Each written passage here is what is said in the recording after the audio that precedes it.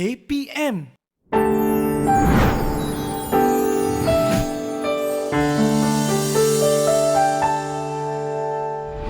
Hai, Assalamualaikum. Apa khabar cikgu-cikgu semua? Saya Azizur Rahman Haji Samian, rakan kaunselor anda, akan berkongsi berkaitan satu tips yang menarik berkaitan tentang aplikasi psikologi dalam PDPR dan semestinya dalam rancangan kaunselor anda Didik TV KPM. Apa yang menariknya? Terpanggil saya untuk berkongsi ini apabila guru-guru semua yang terlibat dalam PDPR ketika ini pastinya mempunyai pelbagai masalah atau situasi berhadapan pengajaran dan pembelajaran cara baharu ini. Dan yang penting, sokongan ibu bapa dan murid-murid ketika ini sangatlah penting. Jadi untuk itu, kita sajikan pendekatan psikologi bagaimana menarik minat murid untuk terus mengikuti PDPR dengan berkesan ketika ini.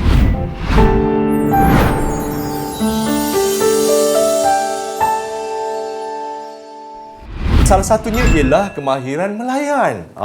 Kalau kita tahu dalam kaunseling kita ada kemahiran melayan klien, bagaimana klien rasa seronok, sejahtera sepanjang sesi kaunseling bersama kita. Tetapi dalam kemahiran melayan ketika PDPR ini, cikgu juga kena ada pengetahuan bagaimana kemahiran melayan ini dapat membina jambatan atau perhubungan yang lebih berkesan antara guru dan murid ketika ini. Contohnya dalam kemahiran melayan, kita bertanya khabar dengan para pelajar. Saya pasti guru-guru pun bertanya khabar kepada para pelajar. Bagaimana sihat tak? Ada tak gejala demam dan sebagainya? Dah makan ke belum? Macam mana keluarga? Kita ambil kisah sedikit berkaitan tentang keluarga mereka, latar belakang mereka, kesihatan mereka. Dah solat ke belum?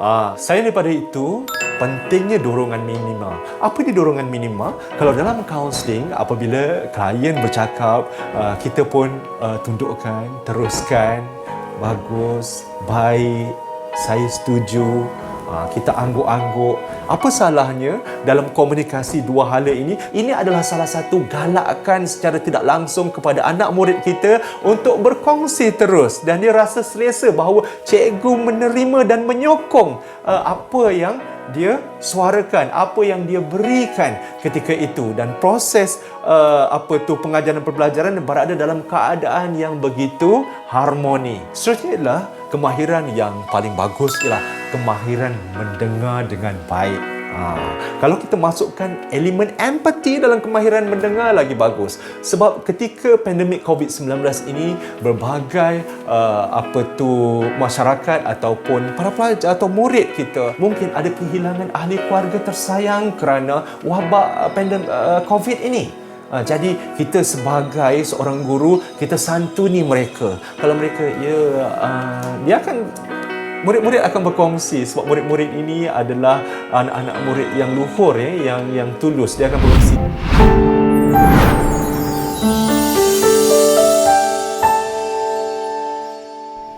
Boleh tak kita bagi motivasi? Mestilah boleh.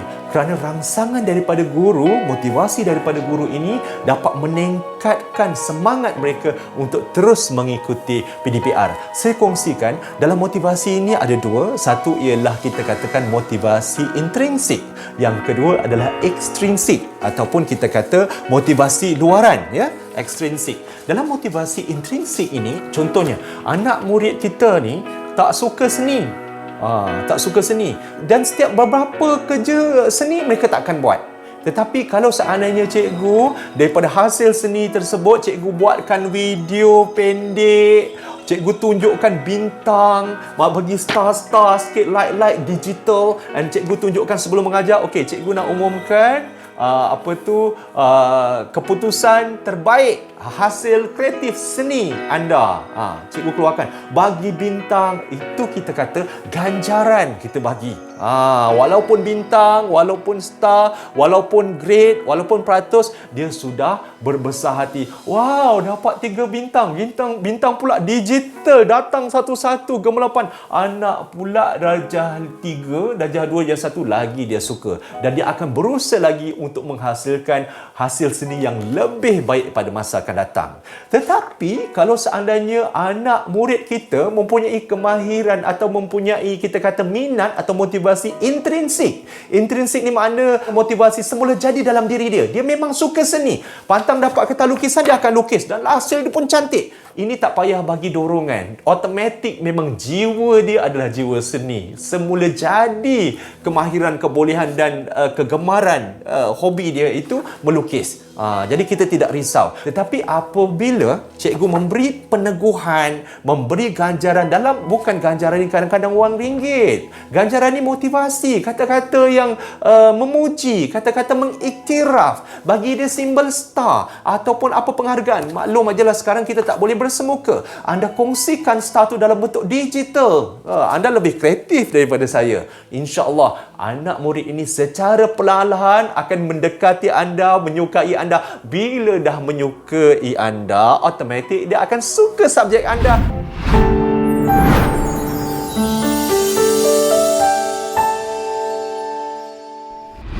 Ganjaran ini cikgu, bukan sahaja yang saya ulang tadi ialah benda-benda berharga, tetapi markah, pengiktirafan, penghargaan, pujian itu yang tak mengguna wang itu memberi impak ataupun implikasi yang besar kepada keseronokan anak murid kita.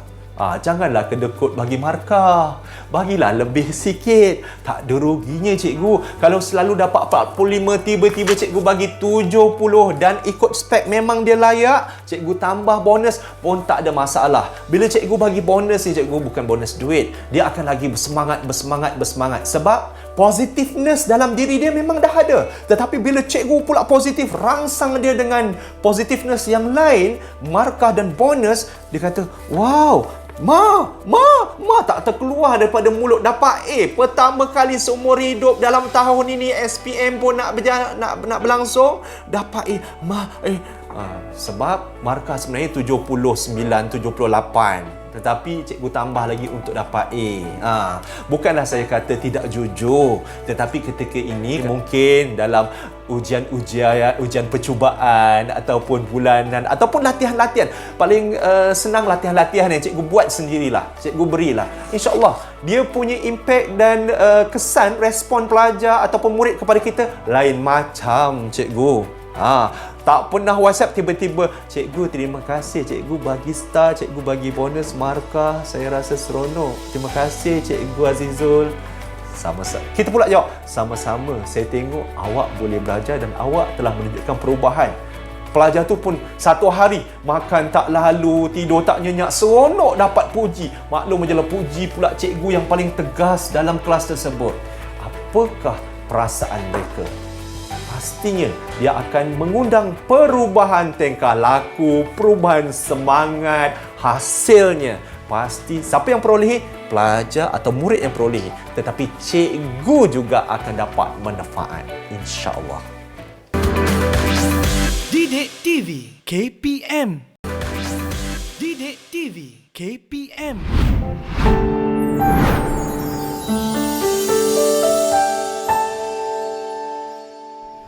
Pertama sekali ialah eye contact. Ya, kita sendiri pun yang dewasa ini, apabila kita berbual atau berkomunikasi dengan rakan kita, dia tidak pandang kita, kita pun rasa macam kecil hati. Kita macam, apa salah aku Tetapi anak murid pun manusia yang perlukan perhatian dan kasih sayang. Sebab Carl Rogers menyatakan, salah satu pakar psikologi, dia kata setiap manusia boleh berubah, setiap manusia boleh berjaya, setiap manusia boleh belajar. Kita hendaklah ikhlas, jujur dan memandu mereka ke arah kejayaan. Jadi, tuan-tuan dan puan-puan, gunakanlah eye contact. Bila berkomunikasi dengan anak murid kita, Safina faham? Faham. Alhamdulillah. Cikgu suka Safina hari ni cantik. Pakai baju tudung warna pink, baju warna hijau. Nampak ceria. Cikgu semangat. bila kita puji, kita teguhkan dengan menggunakan eye contact, anak murid kita pun lagi seronok. Cikgu sayang kita.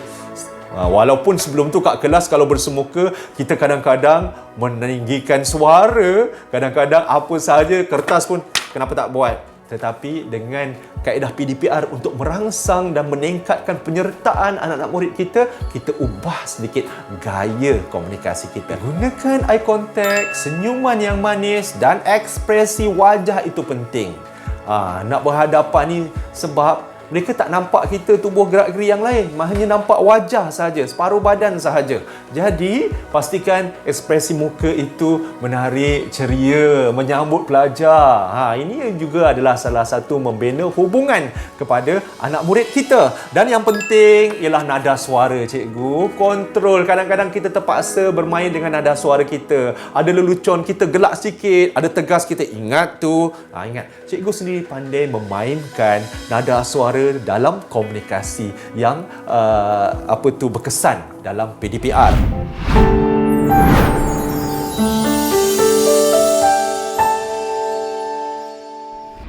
Pelajar ini adalah insan ataupun manusia yang muda, belia, keanak-anakan yang perlu sokongan emosi, tuan-tuan dan puan-puan.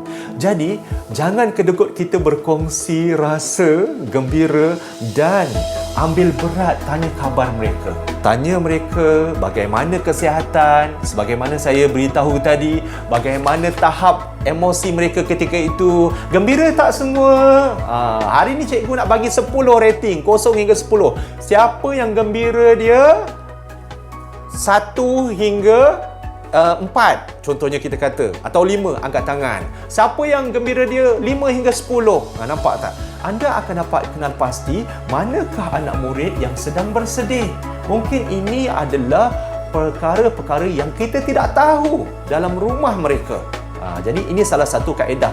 Bila kita ambil berat, kita caring ini, sebenarnya kita berjaya menawan psikologi anak murid kita untuk terus mengikuti kita, pengajaran pembelajaran kita, disebabkan sifat yang ada pada diri guru tersebut.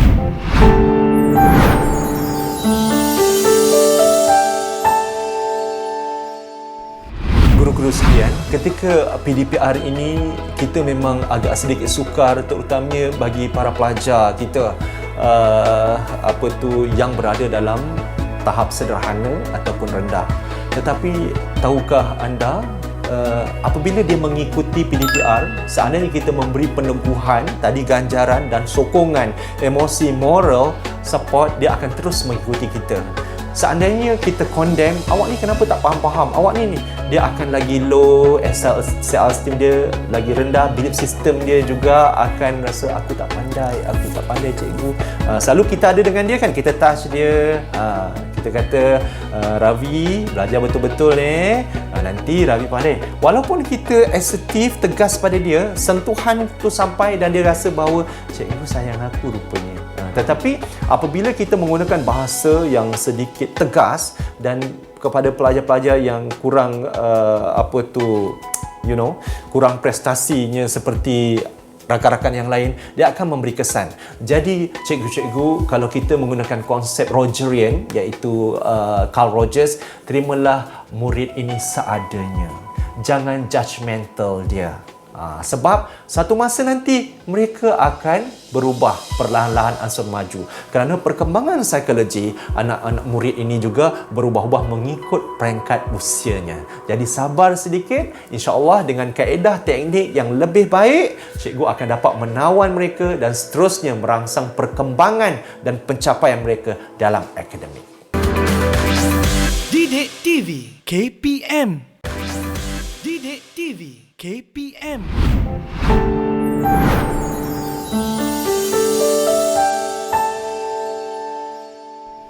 Ketika situasi pandemik COVID-19 ini, kita berilah bantuan sokongan emosi dan psikologi kepada anak murid kita. Tadi saya dah kongsi, kita tanyalah seandainya apa sahaja perkara yang boleh dibantu ketika ini. dan kita boleh panjangkan mungkin di peringkat sekolah ataupun kita sendiri mempunyai inisiatif untuk membantu mereka. Ketika ini mungkin ada rakan mereka ataupun anak murid kita sendiri yang terkesan atas bukan saja kehilangan, mungkin ketika ini ada ayah atau ibu mereka dibuang kerja yang bukan bekerja dengan government dan sebagainya, kehilangan mata pencarian. Kalau sebelum itu mereka mempunyai, kita katakan mewah ya, ke sana sini boleh, tetapi hari ini rumah besar atau kereta besar belum tentu mereka sejahtera dari segi keuangan dan pendapatan. Jadi dengan cara sokongan emosi psikologi ini, kita tanya keadaan mereka, kesihatan mereka, kesejahteraan emosi mereka akan dapat membantu mengurangkan tekanan mereka. Setidak-tidaknya mereka tahu ada insan yang menyayangi, mengambil berat mereka. Itu adalah guru mereka yang paling hampir.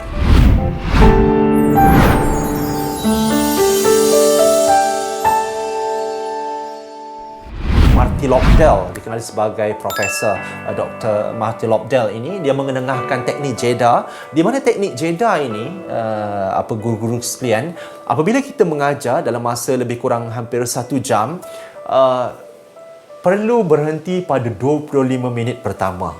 Apakah tujuan kita berhenti? Di situlah teknik JEDA, maknanya rehat sekejap, mungkin dalam 3, 4, 5 minit untuk melakukan aktiviti, minum air, makan sedikit, apa sahaja. Kalau seandainya kita bersemuka, bolehlah kita laksanakan secara mudah, tetapi mungkin secara dalam talian ini kita boleh laksanakan. Teknik JEDA oleh Marty Lobdell ini diperkenalkan atau dilaksanakan adalah untuk recharge semula otak kita yang konsisten belajar dalam waktu yang panjang. Bila otak kita recharge ataupun direhatkan sekejap, selepas setengah jam kita sambung balik pengajaran dan pembelajaran di rumah itu, otak akan dapat berfungsi dengan lebih baik ya.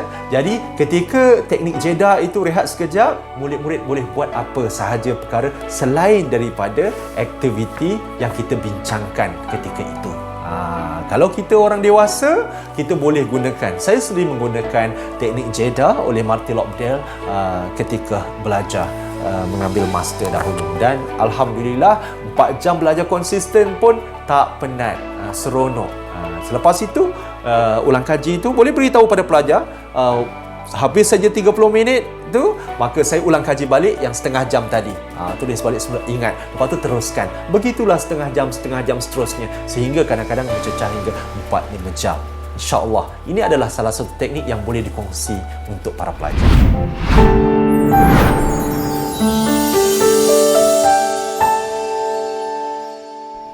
Guru-guru sekalian, dalam memastikan dan merangsang anak murid kita untuk terus mengikuti PDPR ini, ada kalanya kita perlu mempelbagaikan komunikasi.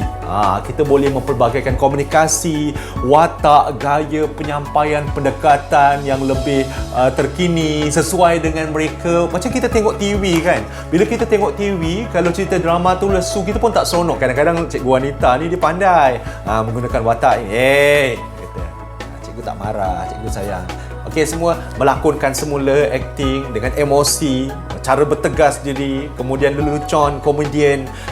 Aksi-aksi gaya yang pelbagai ini menarik minat dan menyebabkan anak murid kita yang sedang menonton ketika itu, yang sedang berkomunikasi dalam PDPR akan rasa seronok dan teruja. Wow, cikgu macam pelakon dalam TV lah. Dia akan bercakap, dia akan mengajuk aja.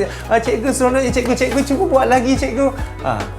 Tahu-tahu dah dekat 40 minit dah nak habis. Begitulah juga kreativiti. Saya rasa cikgu-cikgu telah mendapat latihan yang dulu masa di IPG atau maktab atau universiti dalam persediaan mengajar. Mungkin ilmu tersebut boleh dikeluarkan semula. Akhir sekali, kepada cikgu-cikgu sekalian, tahniah kerana telah menjayakan PDPR dengan berkesan, dan penyampaian penghematan pendidikan kita melalui cikgu-cikgu dilaksanakan dengan baik. Hasilnya, keputusan peperiksaan yang diumumkan baru-baru ini mencatat keputusan dengan baik, dan saya rasa itu adalah hasil air tangan ataupun kejayaan cikgu-cikgu dalam memastikan anak didik kita ketika ini di rumah yang terkesan pandemik COVID-19 ini mencapai kejayaan luar biasa. Sampai kita jumpa lagi dalam rancangan Kauslah Anda, semestinya dalam Didik TV KPM.